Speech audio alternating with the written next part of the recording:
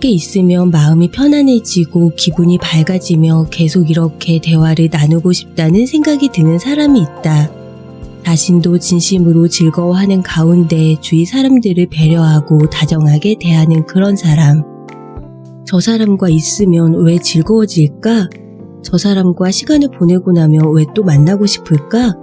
저 사람과 대화를 나누면 왜 친구가 되고 싶어질까?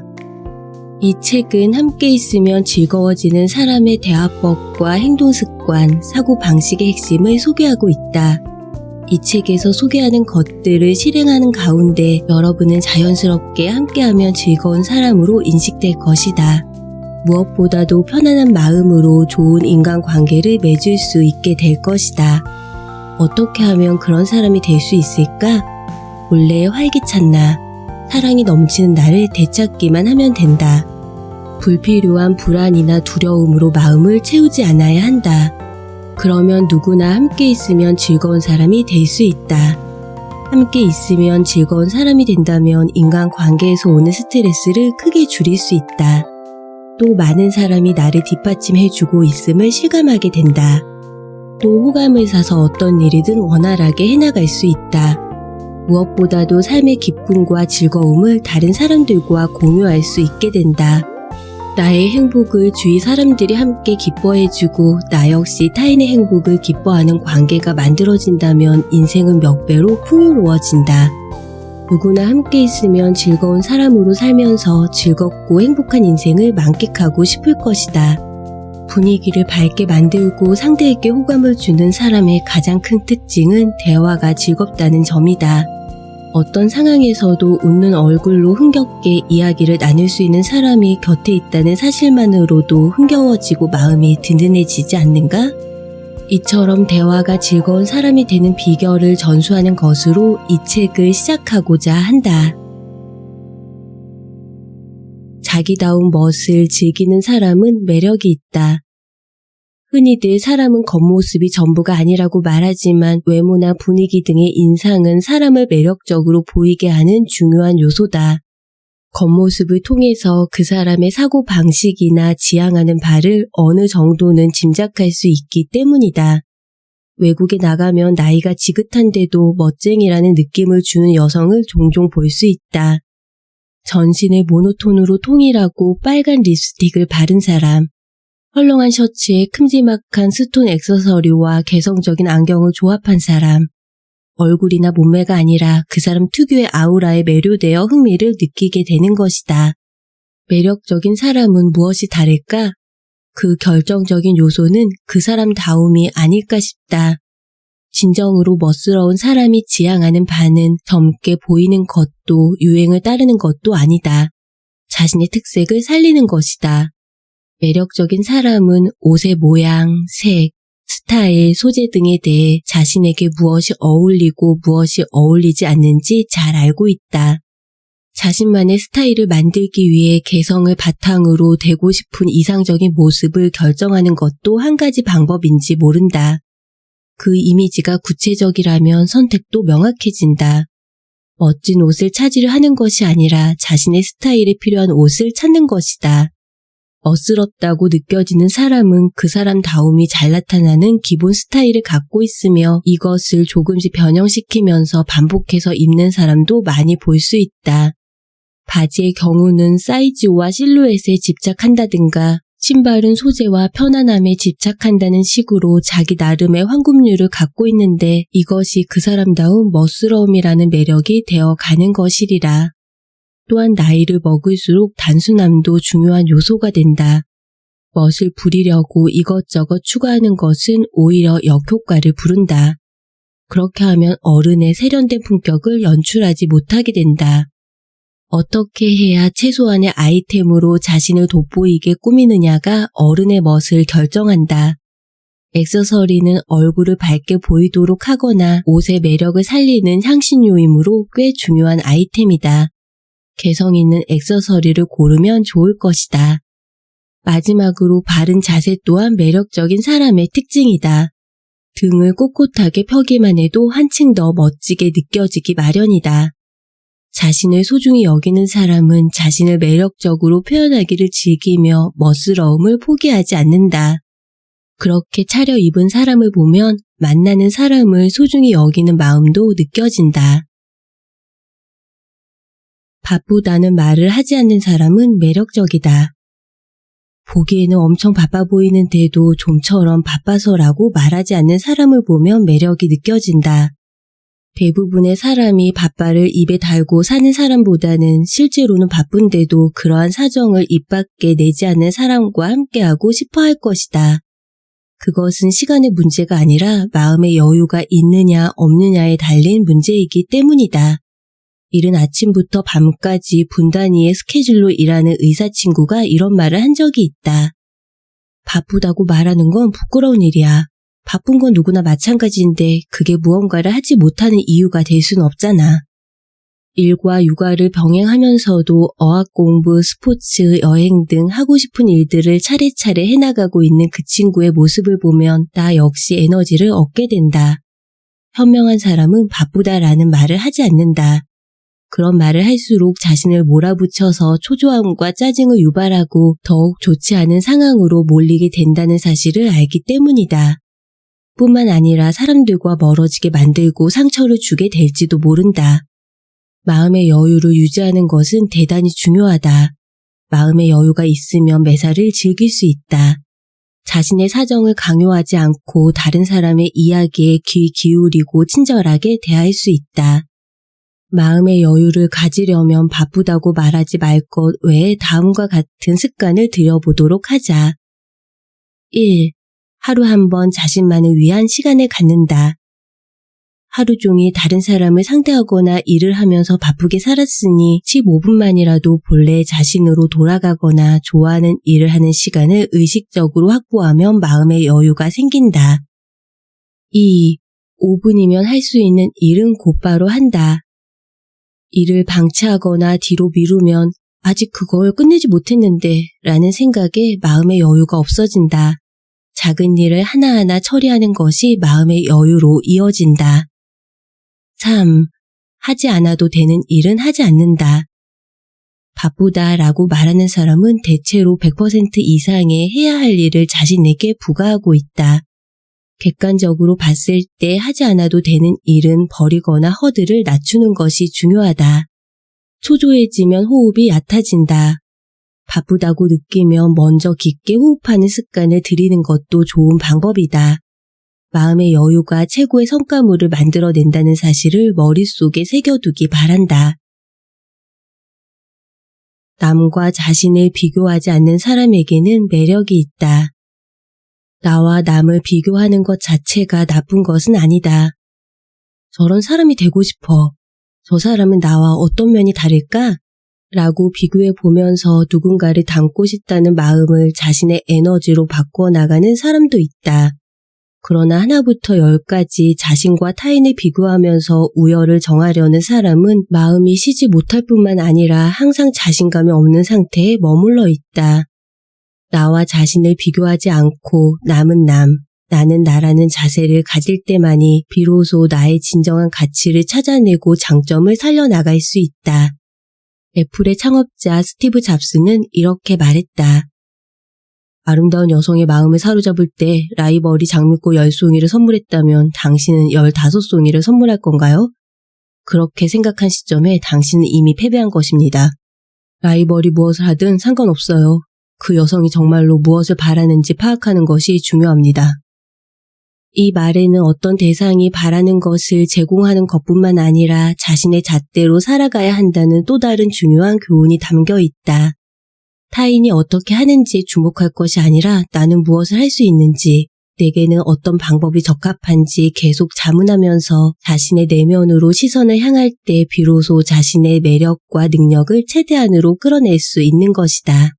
이 말에는 어떤 대상이 바라는 것을 제공하는 것뿐만 아니라 자신의 잣대로 살아가야 한다는 또 다른 중요한 교훈이 담겨 있다.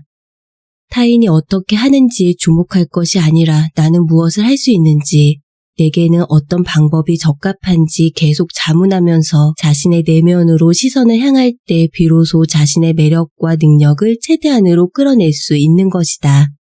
이런 것도 있다. 여성이 관리직이 되었을 때 남성 관리직과 같은 시점에서 생각하고 같은 방식으로 팀을 통솔하려고 하면 잘 되지 않는다. 여성 특유의 시점에서 아이디어를 제안하거나 여성적인 애정으로 지켜보는 등 자신의 잣대로 생각하는 편이 능력을 더 잘 발휘할 수 있는 것이다.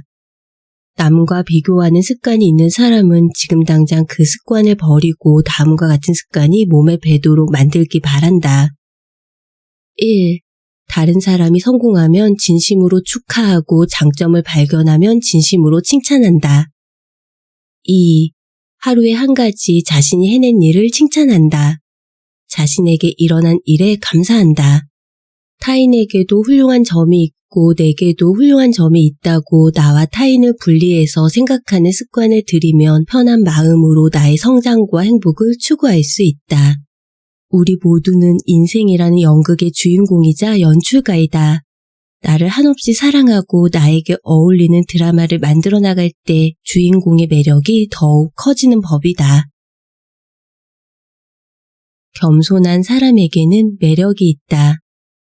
나이나 지위 등에 상관없이 겸손한 사람은 매력적으로 다가온다. 오랜 시간 동안 인기를 유지하는 연예인과 배우의 공통점은 겸손하다는 것이 아닌가 싶다. 칭찬을 받아도 항상 저를 응원해 주시는 여러분의 덕택입니다. 라고 말하는 사람을 보면 앞으로 계속 응원하고 싶어진다. 또한 지위나 명성, 학력에 상관없이 상대로부터 새로운 것을 배워서 흡수하려는 사람도 겸손한 사람이다. 진정한 의미에서 자신을 신뢰해 나는 아직도 배울 수 있어 라고 생각하는 까닭에 계속 성장해 나가며 자신을 객관적으로 바라볼 수 있고 그렇게 사고방식이 유연한 것이다. 특히 뜻이 높은 사람은 오만해지는 것의 무서움을 잘 이해하고 있기에 벼는 익을수록 고개를 숙인다라는 겸손한 자세를 잊지 않는다. 오만함은 자신을 대단하다고 생각하는 것이다. 오만한 사람은 성장할 수 없을 뿐만 아니라 타인의 의견을 듣지 않기 때문에 벌거벗은 임금님 상태가 되어버린다. 겸손해진다는 것은 감사하는 마음과 배움의 기회를 계속 찾아 나가는 것이다. 그렇기 때문에 주위 사람들은 그런 사람을 매력적으로 느끼며 함께 있으면 즐겁다고 느끼는 것이리라.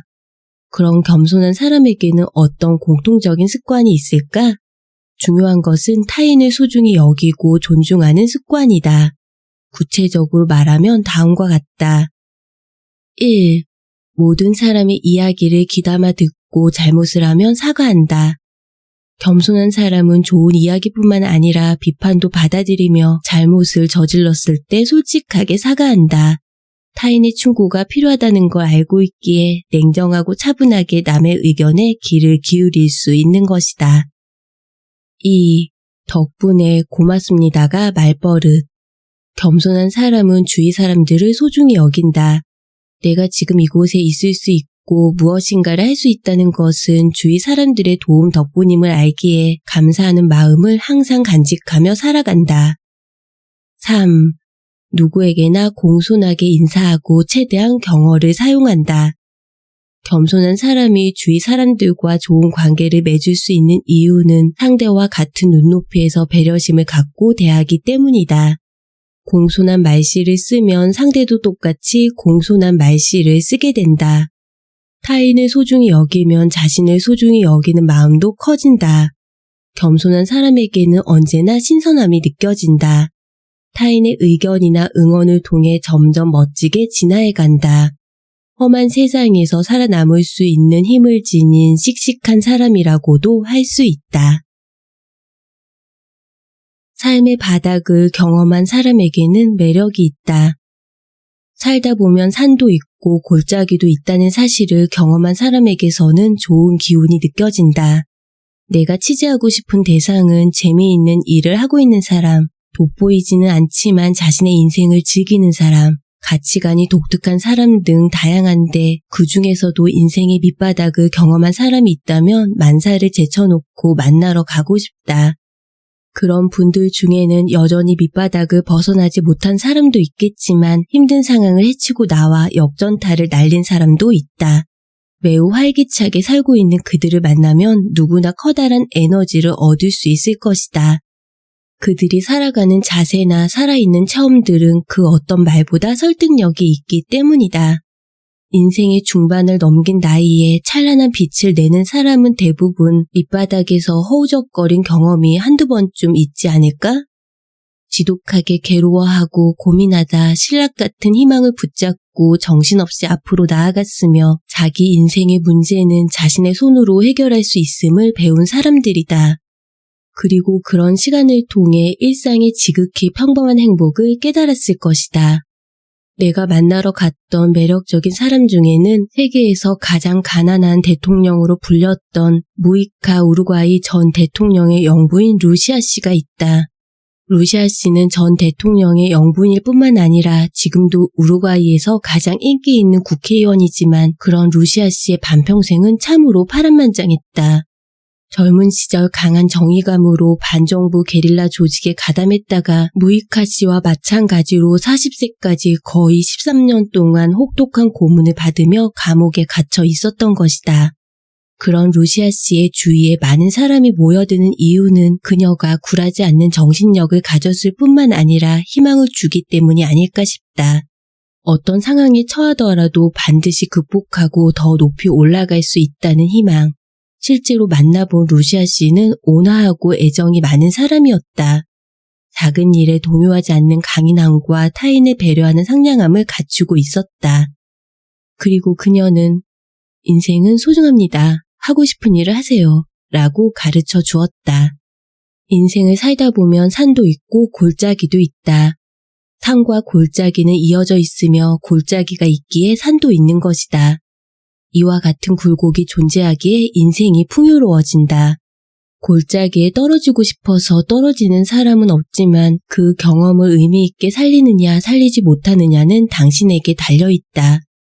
이렇게는 끝낼 수 없어. 라며 포기하지 않고 앞으로 나아간다면 그 시절이 있었기에 지금의 내가 있는 거야. 라고 생각하게 될 날이 반드시 찾아올 것이다. 한 번밖에 없는 인생을 제대로 누리기 위해 산도 골짜기도 담담하게 극복해 나가자. 나만의 언어로 표현할 수 있는 사람은 매력적이다. 자신만의 언어로 표현할 수 있는 사람은 매력적이다. 가령 SNS로 생일 축하 메시지를 주고받을 때 생일 축하합니다나 멋진 1년이 되기를 같은 전형적인 문장 속에서 응? 하고 시선을 고정하게 되는 문장은 역시 그 사람 특유의 표현이 담긴 메시지다. 특히 내가 감동을 받았던 메시지는 생일 축하해 라는 평범한 문장이 적힌 프랭카드를 들고 환하게 웃고 있는 친구 2명의 사진 메시지였다. 그리고 나의 흑역사를 아는 친구가 보낸 태어나서 지금까지 단 한 번도 멈춘 적이 없는 네 심장의 박수를 멈출 뻔한 적이 몇 번 있었지만 말이지. 라는 메시지를 접했을 때는 너무 웃겨서 마시던 물을 뿜을 뻔했다. 이렇게 자기만의 표현으로 메시지를 전할 수 있는 사람은 매력적이다. 마음이 통한다는 느낌을 받는다. 자신의 말, 자기 특유의 표현이라고 해서 어렵게 생각할 필요는 없다. 재치 있는 말, 위트가 넘치는 표현이 필요하지도 않다. 대화, 메신저, 스피치, 어떤 메시지든 자신의 말로 전하기 위한 기본은 다음 3가지다. 1. 전하는 것과 전달되는 것은 별개라고 생각한다. 단순히 말을 전했다고 해서 자신의 마음이 전달된 것은 아니다. 어떤 식으로 말해야 나의 마음이 상대에게 전달될까를 상대의 처지에서 생각하는 것이 중요하다. 2. 어떻게 하면 상대가 좀 더 기분이 좋아질까를 생각하는 습관을 들인다. 중요한 것은 어떤 말을 빌려오느냐가 아니라 마음을 전하는 일이다. 가령 업무 메일의 말머리에 항상 신세를 지고 있습니다. 라고만 적으면 상대는 형식적인 인사말로 보고 지나쳐버리지만 여기에 오늘은 날씨가 참 좋네요. 라고만 덧붙여도 보는 사람은 마음이 온화해진다. 어떻게 하면 상대가 좀 더 기분이 좋아질까는 어떤 메시지를 전할 때 궁리해야 할 하나의 기준이다. 이 기준에 맞는 말은, 표현은 을 생각하는 습관을 들이기만 해도 표현 방법이 훨씬 다양해진다. 3. 솔직한 감정과 기분을 전한다. 가령 감사의 마음을 전한다면 고마워 뿐만 아니라 정말 기뻤어, 내가 있어서 다행이야 등의 감정을 덧붙이기만 해도 전해지는 느낌이 달라진다. 일을 마치고 퇴근할 때도 수고하셨습니다 뿐만 아니라 오늘은 조금 바빴지만 덕분에 꽤 정리가 됐네요. 같이 기분을 전할 때 더욱 친근감이 느껴지기 마련이다. 자신의 언어로 표현할 수 있게 되면 틀림없이 여러분을 바라보는 주위 사람들의 눈도 달라질 것이다.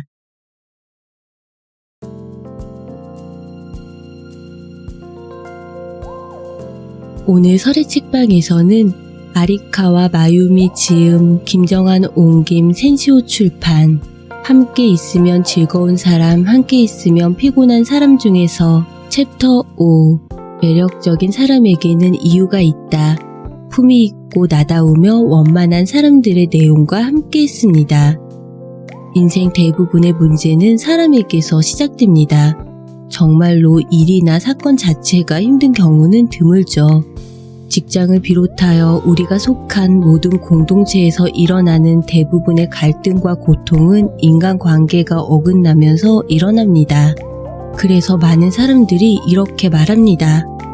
아, 사람이 제일 힘들다. 하지만 사람 때문에 고통받고 괴로워하면서 정작 우리 자신이 누군가를 힘들게 하는 존재가 될 수 있다는 사실은 까맣게 잊은 채 살 때가 있습니다. 항상 겸손한 마음으로 나를 점검하고 타인과 나를 비교하지 않으며 나만의 멋을 즐기는 매력적인 사람이 되어 언제 어디서 누구를 만나든 함께 있으면 언제나 기분 좋고 즐거운 사람, 긍정적이고 밝은 에너지로 다른 사람의 기운을 북돋아주고 비타민처럼 활력이 되는 사람, 그런 우리 모두가 된다면 그보다 멋진 일은 없을 것 같습니다. 감기로 목 상태가 좋지 않아 정말 속상하고 송구한 마음입니다.